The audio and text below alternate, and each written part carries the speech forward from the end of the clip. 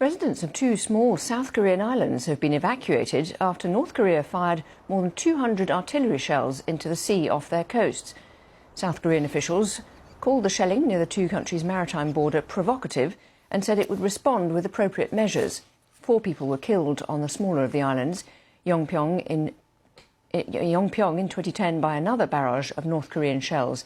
That was the first such attack on a civilian area since the end of the Korean War 70 years ago. Let's go live to our reporter in Seoul, Yoona Koo. So tell us exactly what happened.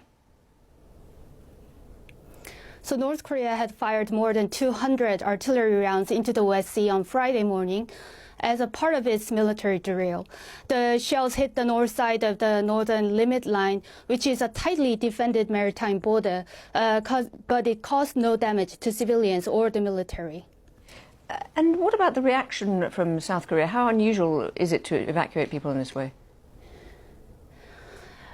To be honest, this is not a total surprise for residents living near borders. However, some people have been worried about the possibility of another worst military conflict near the island since 2010. At that time, Pyongyang fired dozens of artillery at Yeonpyeong Island, killing 4 people, including 2 civilians. And South Korean officials have said they would respond with what they called appropriate measures. What other appropriate measures do you think there'll be? So after this incident, the South Korean military issued an emergency evacuation alarm to the residents living nearby western border islands. And they notified that what happened, and their plan to launch a similar fire drill in response. And South Korea actually did respond with similar fire drill at 3 p.m. local time. And for now, we cannot expect what will follow. However, all the alert has been dismissed. OK, so Yoona Koo, thank you very much indeed for that update.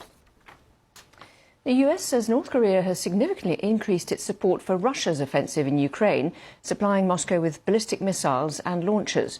White House National Security spokesperson John Kirby says newly declassified intelligence shows that Russian forces fired 1 such missile at Ukraine last week and several more 2 days ago.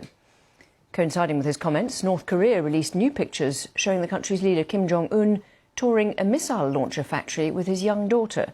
The girl, who's reported to be about 10 years old, made her first public appearance in November 2022 when she watched a long-range missile test launch with her father.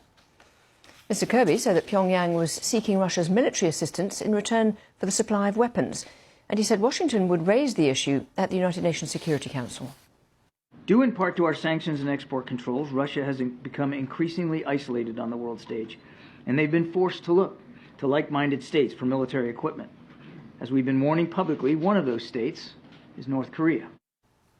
Our North America correspondent Shinga Nyoka told us what more John Kirby had to say.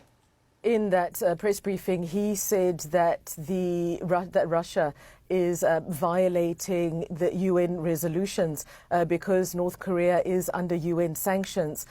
So he said that the US would raise this matter at the Security Council, but he also laid out other measures that the US is going to pursue. He said that they would also impose sanctions against those that are facilitating the transfer of these weapons from North Korea to Russia.